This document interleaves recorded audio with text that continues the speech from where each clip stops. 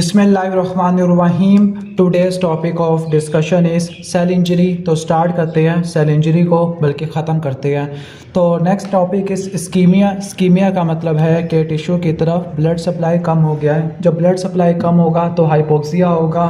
Hypoxia से oxygen की कमी होगी, जिसकी वजह से ऑक्सीडेटिव फॉस्फोरिलेशन कम होगी। Finally which can leads to decrease ATP. अब जो इस्कीमिया है इसके दो मैकेनिज़्म होते हैं, बल्कि तीन मैकेनिज़्म होते हैं। या तो आर्टीरियल परफ्यूजन को कम कर दो, या वीनस ड्रेनेज को कम कर दो, या फिर शॉक करवा दो। तो आर्टीरियल परफ्यूजन कम कैसे होगी? एथेरोस्क्लेरोसिस से। वीनस ड्रेनेज कम करनी है। एग्जांपल इस टेस्टिकुलर टॉर्शन, बुट-चियारी सिंड्रोम, जिसमें हेपेटिक वेन की थ्रोम्बोसिस होती है। अब इस्कीमिया में ऐसे ऑर्गन्स जो बहुत ज़्यादा सेंसिटिव होते हैं वो डैमेज हो जाते हैं, और इस्कीमिया को ना ठीक किया तो वो इन्फॉर्क्शन में कन्वर्ट होता है। रट्टा मारना कि जो ब्रेन के जो न्यूरॉन्स होते हैं वो 3 से लेकर 5 मिनट तक इस्कीमिया को बर्दाश्त कर सकते हैं, इसके बाद उनमें इन्फॉर्क्शन हो जाएगा। लो जो हार्ट होता है वो 30 मिनट तक बर्दाश्त कर सकता है, ब्रेन 3 से लेकर 5 मिनट तक, और जो हार्ट होता है वो 20 से लेकर 30 मिनट तक बर्दाश्त करता है। अब ब्रेन के अंदर जो इस्कीमिया होता है वो मोस्टली वाटर शेड एरियाज़ में होता है। वाटर शेड एरियाज़ ऐसे एरियाज़ होते हैं जो दो जगह से ब्लड सप्लाई लेते हैं, लेकिन उनकी डिस्टल ब्रांचेज होती है, जो बहुत दूर वाली ब्रांचेज होती है, और उनके दरमियान कोलैटरल सर्कुलेशन नहीं होती। क्लियर? ये एरियाज़ काफ़ी ज़्यादा सेंसिटिव होते हैं टू द इस्कीमिया। क्लियर? अब ब्रेन के अंदर दो तरह के सेल्स हैं which are susceptible to ischemic injury. Number 1 Purkinje cells of cerebellum and pyramidal cells of hippocampus और नियोकॉर्टेक्स। नियोकॉर्टेक्स में भी तीसरी, पांचवी, छठी लेयर्स में होते हैं। तो ब्रेन के अंदर एंटीरियर, मिडल और पोस्टीरियर सेरिब्रल आर्टरी के वाटरशेड एरियाज, हार्ट के अंदर सब endocardium of left ventricle, kidney के अंदर दो एरियाज, और दोनों एरिया मेडुला में होते हैं। Clear? Number 1 is straight proximal tubule and number 2 is thick ascending limb of loop of Henle. Liver के अंदर वो एरिया जो सेंट्रल वेन के अराउंड होता है। Clear? Centrilobular area, this is zone 3। Liver का तो हो गया। क्लोन के अंदर दो एरियाज है, एक स्प्लेनिक फ्लैक्शन और दूसरा होता है रेक्टोसिग्मॉइड एरिया। स्प्लेनिक फ्लैक्शन को बोलते हैं ग्रिफिथ पॉइंट, और रेक्टोसिग्मॉइड को बोलते हैं सुडेक पॉइंट। ठीक है, SR से रट्टा मारना है, सुडेक ग्रिफिथ पॉइंट। क्लियर? इसके बाद है टाइप्स ऑफ इन्फॉर्क्शन। इस्कीमिया को ना ठीक किया तो इन्फॉर्क्शन हो जाएगा। इन्फॉर्क्शन दो तरह का होता है, रेड और वाइट होता है। रेड को हेमरेजिक इन्फॉर्क्शन कहते हैं, और जो वाइट है उसको पेल या एनीमिक इन्फॉर्क्शन कहते हैं।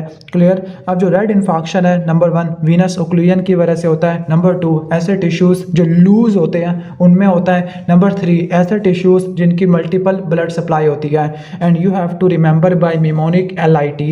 L से लीवर, लंग, I से इंटेस्टाइन, T से टेस्टिस। या फिर अगर रीपरफ्यूजन की है तो उसकी वजह से जो इन्फॉर्क्शन होता है वो रेड इन्फॉर्क्शन होता है। Reperfusion is done by angioplasty, and the reperfusion injury is done by free radicals. रट्टा मार लो, हाइपोक्सिया हो, इस्कीमिया हो, टॉक्सिन्स हो, रीपरफ्यूजन इंजरी हो, इन चारों मैकेनिज्म के अंदर फ्री रेडिकल्स प्रोड्यूस होते हैं, रिएक्टिव ऑक्सीजन स्पीशीज प्रोड्यूस होती है।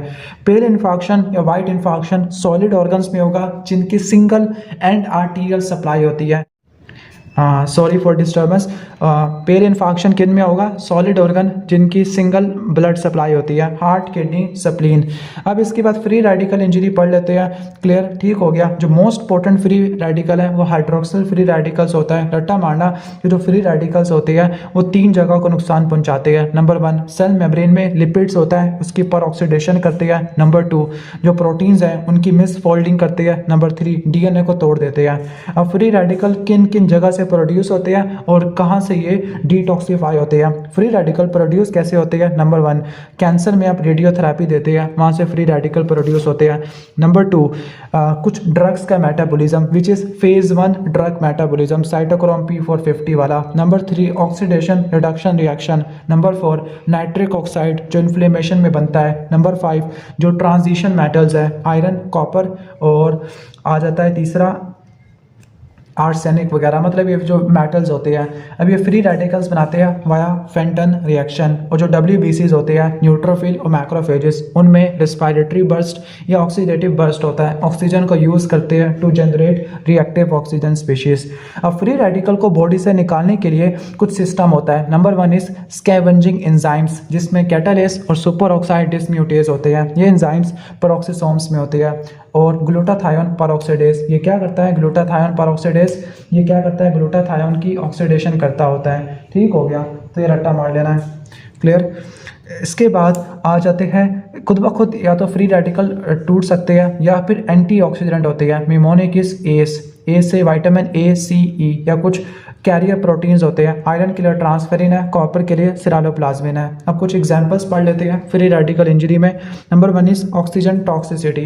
कभी कभार ऐसा होता है कि हम ज़्यादा ऑक्सीजन देते हैं, ऑक्सीजन फ्री रेडिकल्स बनाती है और टिश्यू को डैमेज करती है। For example retinopathy of pre maturity, उसमें एबनॉर्मल वास्कुलराइजेशन देखने को मिलती है। क्या मैकेनिज्म होता है ये हम पढ़ेंगे ऑफ्थल्मोलॉजी में। नंबर 2 ब्रोंकोपल्मोनरी डिस्प्लेजिया, इसमें ये रट्टा मारना कि जो RDS वाले पेशेंट हैं जो प्री मेच्योर होते हैं उनमें ऑक्सीजन दे दी तो ब्रोंकोपल्मोनरी डिस्प्लेजिया होगा। नंबर 3 जो MI या स्ट्रोक वाला पेशेंट है उसको थ्रोम्बोलिटिक्स दी है, उसकी वजह से रीपरफेरियन इंजरी हो गई है। नंबर 2 मैकेनिज्म इज ड्रग या केमिकल इंजरी। एक ड्रग होती है पेनाडोल या एस्टामाइनोफेन, अगर वो ज़्यादा ले लो तो वो ग्लूटाथायोन की डेफिशिएंसी से हेपाटोटॉक्सिसिटी करा देती है। नेक्स्ट इज कार्बन टेट्राक्लोराइड, जो कि रेफ्रिजरेटर से प्रोड्यूस होती है। ये क्या करती है? ये साइटोक्रोम P450 से CCl3 फ्री रेडिकल में कन्वर्ट होती है और ये फैटी लीवर करवा देती है। फैटी लीवर करवाएगी, लीवर के सेल डैमेज हो गए तो वो एपोलाइपोप्रोटीन नहीं बनाएंगे।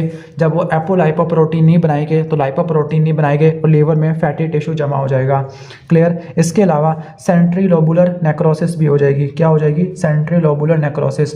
तो दो चीज़ें होती है, कार्बन टेट्राक्लोराइड से fatty liver and centrilobular necrosis जो जोन 3 होता है। और इसके अलावा कुछ metal storage disease, for example iron अगर ज़्यादा हो तो वो हीमोक्रोमेटोसिस करवाएगा, कॉपर ज़्यादा हो विल्सन डिजीज़ करवाएगा, कॉपर अगर डेफिशिएंट हो तो वो मेंकीस डिजीज़ करवाएगा। Next is ionising radiation. अब जो आयोनाइजिंग रेडिएशन होती है DNA को डैमेज करती है। लाइक DNA के अंदर जो डबल स्ट्रैंड है उसको तोड़ देती है और सेल को डैमेज करती है। अब ये डैमेज दो तरीके से कर सकती है, डायरेक्टली कर सकती है रेडिएशन या इनडायरेक्टली कर सकती है थ्रू फ्री रेडिकल्स। क्लियर। तो और ये जब होता है जब रेडियोथेरेपी एक्सपोजर होता है या न्यूक्लियर रिएक्टर एक्सीडेंट होता है। इनके दो मैकेनिज्म बताए हुए हैं कि रेडिएशन या तो इन्फ्लेमेशन या फाइब्रोसिस करवाएगी या कैंसर करवा देगी। फॉर एग्जांपल ब्लड के कैंसर है, थायराइड के अंदर पैपिलरी कैंसर है, ये कैंसर हो जाते हैं। अब रेडिएशन की वजह से एक सिंड्रोम होता है एक्यूट रेडिएशन सिंड्रोम। जब बताना कितनी रेडिएशन का एक्सपोजर होता है तो जो हमारी बॉडी में जो रैपिडली डिवाइडिंग सेल्स होते हैं वो डैमेज हो जाते हैं। तो जब GIT डैमेज होगी, नोजिया, वॉमिटिंग, डायरिया होगा। स्किन डैमेज होगी, हेयर लॉस, रिथीमा होगा। बोन मैरो डैमेज होगी, पैनसाइटोपिनिया होगा। और CNS में हेडेक, अल्टर्ड मेंटल स्टेटस है। तो कौन से सेल रेडिएशन से डैमेज हो गए? जो रैपिडली प्रोलिफरेटिव सेल्स होते हैं like skin, bone marrow, GIT, gonads. और जो रेडियोथेरेपी होती है वो कैंसर को ज़्यादा डैमेज करती है as compare to normal, because जो कैंसर्स वाले होते हैं उनमें जो DNA रिपेयर मैकेनिज्म है वो काम ही नहीं कर रहा होता, जिसकी वजह से रेडिएशन का कैंसर को किल करना आसान है as compare to normal cell. What is calcification? Calcium की डेपोजिशन होना, दिस इज कॉल्ड कैल्सिफिकेशन। और जब भी कैल्शियम डेपोजिट होगा आपको बेजोफिलिक अपीयरेंस मिलेगी। अब ये दो तरह की होती है, डिस्ट्रॉफिक होती है या मेटास्टैटिक होती है। डिस्ट्रॉफिक ऐसे टिश्यूज़ में होगी जो डेड हो गए, डीजनरेटेड हो गए, डिजीज टिश्यू हो गए उसमें होगी। मेटास्टैटिक नॉर्मल टिश्यू में होगी। डिस्ट्रॉफिक के अंदर कैल्शियम लेवल नॉर्मल होगा, मेटास्टैटिक में कैल्शियम लेवल ज़्यादा होगा। डिस्ट्रॉफिक लोकलाइज्ड होगी, for example calcific aortic stenosis उसमें देखने को मिलेगी। मेटास्टैटिक ऑलमोस्ट पूरी बॉडी में फैली हुई होगी। अब इनकी एग्जांपल्स पढ़ लेते हैं। अच्छा, डिस्ट्रॉफिक इंजरी या नेक्रोसिस डेड टिश्यू इंजरी की वजह से होगी। जो मेटास्टैटिक है या तो वो हाइपरफॉस्फेटीमिया की वजह से होगी या हाइपरकैल्सीमिया की वजह से होगी। अब फॉस्फेट कब बढ़ता है? CKD में। कैल्शियम कब बढ़ता है? जब PTH ज़्यादा हो या विटामिन D ज़्यादा हो या सार्कोइडोसिस हो जिसमें विटामिन D ज़्यादा होता है। अब एक बात रट्टा मारना कि जो मेटास्टैटिक कैल्सिफिकेशन है वो 3 जगह पे ज़्यादा प्रोमिनेंट होती है, GLK gastric, liver and kidney. Why? Because इन टिश्यूज़ में एसिड लूज़ करने की कैपेसिटी ज़्यादा है। जब ये एसिड को लूज़ करेंगे pH बढ़ जाएगी, जिसकी वजह से कैल्शियम की डेपोजिशन बढ़ जाएगी। किडनी के अंदर अगर कैल्शियम कलेक्टिंग डक्ट में डेपोजिट हो जाए, this is called nephrocalcinosis and this can cause nephrogenic diabetes insipidus, जिसमें ADH का रिसेप्टर काम नहीं करता। अब जो डिस्ट्रॉफिक कैल्सिफिकेशन है, इसमें जो सबसे इंपॉर्टेंट एग्जांपल है वो सैमोमा बॉडीज़ है। What is psammoma bodies? These are concentric lamination of calcium. जो कैल्शियम होती है उसके कंसेंट्रिक लैमिने बनते हैं, ये सैमोमा बॉडीज़ होती है और ये ट्यूमर्स में होती है। किन ट्यूमर्स में? PSM, P से पैपिलरी थायराइड कैंसर हो जाएगा और P से प्रोलैक्टिनोमा हो जाएगा, S से सीरस ओवेरियन कैंसर हो जाएगा, M से मेनिंजियोमा और मीजोथीलियोमा हो जाएगा। तो ये रट्टा मार लेना। इसके अलावा किसी भी जगह पर इन्फेक्शन है, नेक्रोसिस है, ये ग्रैनुलोमा है, तो ये आपको देखने को मिलेगा। डिस्ट्रॉफिक लाइक टीबी में लंग्स और पेरिकार्डियम में होती है, ग्रैनुलोमेटस इन्फेक्शन में होती है, लिकोफेक्टिव नेक्रोसिस में डिस्ट्रॉफिक कैल्सिफिकेशन होती है, थ्रोम्बस में, शिस्टोसोमियासिस में, टॉर्च इन्फेक्शन में, सैमोमा बॉडीज़ में, क्रस्ट सिंड्रोम में, एथेरोस्क्लेरोटिक प्लाक्स के अंदर। अब लास्ट कॉन्सेप्ट है वो है अमाइलाइडोसिस। अमाइलाइडोसिस रट्टा मार लो, ये वो प्रोटीन है जिनका सेकेंडरी स्ट्रक्चर ख़राब हो चुका है। नॉर्मली प्रोटीन्स में अल्फ़ा हेलिक्स होता है, लेकिन अल्फ़ा हेलिक्स रिप्लेस्ड हो जाए बीटा प्लेटेड शीट से। तो जो नॉर्मली प्रोटीन है उसमें अल्फ़ा हेलिक्स होता है, अगर वो alpha helix beta pleated sheet से कन्वर्ट हो जाए, जिससे प्रोटीन की फोल्डिंग ख़राब हो जाए, प्रोटीन की मिस फोल्डिंग हो जाए और प्रोटीन की मिस फोल्डिंग से प्रोटीन की एक्स्ट्रा सेलुलर डेपोजिशन हो जाए टिश्यूज़ में, दिस इज कॉल्ड अमाइलॉइडोसिस। तो अमाइलॉइडोसिस में number 1 protein extra cellular deposit होती है, उनकी कन्फिग्रेशन चेंज होती है, बीटा प्लेटेड शीट होती है। जब वो प्रोटीन डेपोजिट होती है टिश्यूज़ में तो वो सेल को डैमेज करती है और क्या करवाती है? नेक्रोसिस नहीं करवाती, एपोप्टोसिस करवाती है। अब अमालाइड्स को देखने के लिए एक स्पेशलाइज्ड स्ट्रेन होती है, this is called Congo red stain. और कोंगो रेड स्टेन में क्या नजर आता है? Apple green birefringence. जब हम पोलराइज माइक्रोस्कोपी कराएंगे तो कोंगो रेड स्टेन यूज करेंगे। रट्टा मारना, अगर नॉन पोलराइज लाइट यूज कर रहे हैं तो रेड ऑरेंज नजर आएगी, लेकिन अगर पोलराइज लाइट यूज कर रहे हैं तो एप्पल ग्रीन बायरफ्रिंजेंस नजर आएगी। और अगर हीमोटॉक्सिलिन इयोजिन स्टेन यूज कर रहे हैं तो एमॉर्फस पिंक नजर आएगी। दोबारा बता दूं, नॉन पोलराइज लाइट के ऊपर ये ऑरेंज रेड होगी, पोलराइज लाइट पर एप्पल ग्रीन बायरफ्रिंजेंस होगी और हीमोटॉक्सिलिन इयोजिन स्टेन पर एमॉर्फस पिंक अपीयरेंस होगी। अब ये पूरी बॉडी में प्रोटीन डेपोजिट होती है, किडनी में डेपोजिट होगी तो नेफ्रोटिक सिंड्रोम होगा, हार्ट पे होगी तो रिस्ट्रिक्टिव कार्डियोमायोपैथी है, GI में होगी तो हेपेटोसप्लीनोमेगैली है, CNS में होगी तो या PNS में होगी तो पेरिफेरल न्यूरोपैथी है, मस्कुलोस्केलेटल में मैक्रोग्लोशिया कार्पल टनल सिंड्रोम है, स्किन पर आपको पाल्पेबल परपरा मिलेगी, इजी ब्रूजिंग और वैक्सी अपीयरेंस देखने को मिलेगी। अमाइलॉइडोसिस को 2 में डिवाइड करेंगे, सिस्टेमिक और लोकलाइज्ड। लोकलाइज्ड पहले पढ़ लेते हैं। लोकलाइज्ड में अल्जाइमर डिजीज है, जिसमें बीटा अमाइलाइड प्रोटीन होती है and this is formed by amyloid precursor protein, और इसका जो जीन होता है वो क्रोमोसोम नंबर 21 पे होता है, that is why this is common in case of down syndrome. इसके बाद है आइसोलेटेड एट्रियल अमाइलॉइडोसिस, इसमें ANP का लेवल ज़्यादा होता है, ये बूढ़े लोगों में होती है। ANP एट्रिया से प्रोड्यूस होती है और ये एट्रियल फिब्रिलेशन करवा देती है। टाइप 2 डायबिटीज में आइलेट अमाइलाइड पॉलीपेप्टाइड होती है, आइलेट सेल्स के अंदर अमाइलाइड्स पॉलीपेप्टाइड होती है due to deposition of amylin के डेपोजिशन की वजह से। और मेडुलरी थायराइड कैंसर में कैल्सिटोनिन है जो कि ट्यूमर मार्कर का काम करता है। सिस्टेमिक में आ जाते हैं, प्राइमरी अमाइलॉइडोसिस जिसमें AL अमाइलाइड लाइट चेंज होती है, ये मल्टीपल माइलोमा में होती है।